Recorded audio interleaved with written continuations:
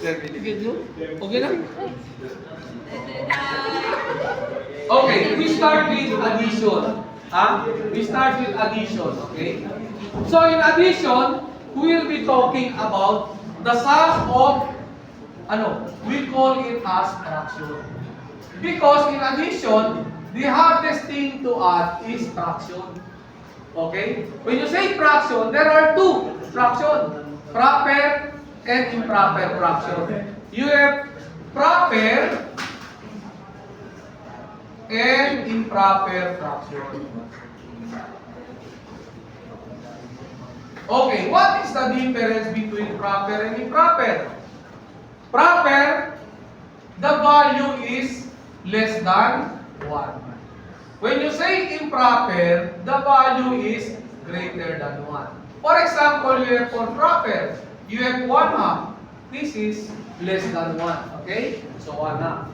Improper fraction, you have greater than 1, you have there 3/2. Diba? Greater than 1. This is actually equal to 1.5 greater than 1. So that is the difference between proper and improper fraction. And now, we will be talking about sum and difference. Okay? For example, you have here 1/2 plus 3/4. Okay? What is that when you simplify? Okay. When I say simplify,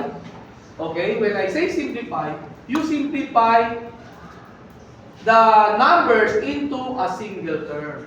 Okay? So simplify 1/2 plus 3/4. All you have to do is, you have to get the least common denominator. You can also say common denominator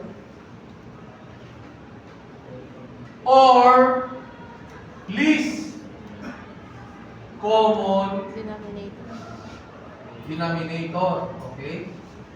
What is the difference between least common denominator and common denominator? Okay, your least common denominator, it should be the least value of the denominator that is qualified to divide and share the denominator at the lowest portion. Okay? When you say common denominator, you can diba? You can multiply 2 times 4 in order to attain the common denominator. But when I say least, yung ang pinakamababang number na pwede mong kunin that can be taken in order to be the least common denominator. Okay? What do you want here? Common denominator or least common denominator?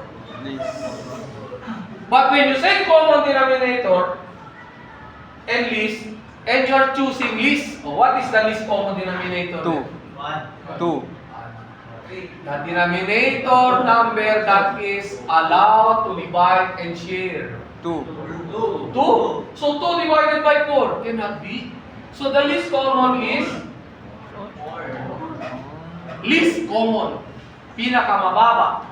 4 divided by 2, what is that? 2 times 1, so 2 pa rin. 4 divided by 4, 1 times 3, so 3. So what is the answer now? 5 over 4. For this problem class, you use the least common denominator, right?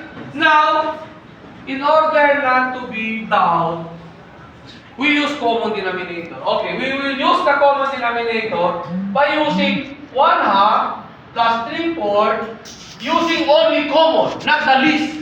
Okay? Common denominator, we just multiply 2 times 4. This is 8. Denominator. So 8 divided by 2, 4 times 1, 4 pa rin. Plus 8 divided by 4, 2 times 3, 6. 2 times 3, 6. So what will you get? 10 over 8. Ang tanong ko, the question is simplify. Simplify, meaning to say, simplify to its lowest answer. So, i-simplify mo pa yan. Divided by 2. Diba? Divided by 2. So, what will happen? 5 over this one is longer by computation. It is the common denominator. But when you know the least common denominator, it will be very easy for us to solve. Okay, we will just change the addition to difference. So 1/2 minus 3/4. Okay, simplify 1/2 minus 3/4. Okay, what do you want? Common denominator or least? Least. To make it easy and short solution. So 4 divided by 2. 4 divided by 2 is 2 times 1? 2. Minus 4 divided by 4 is 1 times 3? 3. So the answer is negative 1/4. To make it short, it is 1/4. Okay? But if you will use common denominator, you just multiply A. A divided by 2 is 4. 4 times 1? 4. Minus A divided by 4 is 2 times 3 is 6. So you left 4 minus 6 is negative 2/8. Divided by 2. Divided by 2. What will be? Negative the answer? 1/4. Negative 1/4. 4. So the same lang. Okay? But the thing is, we have a little longer solution. So that's all.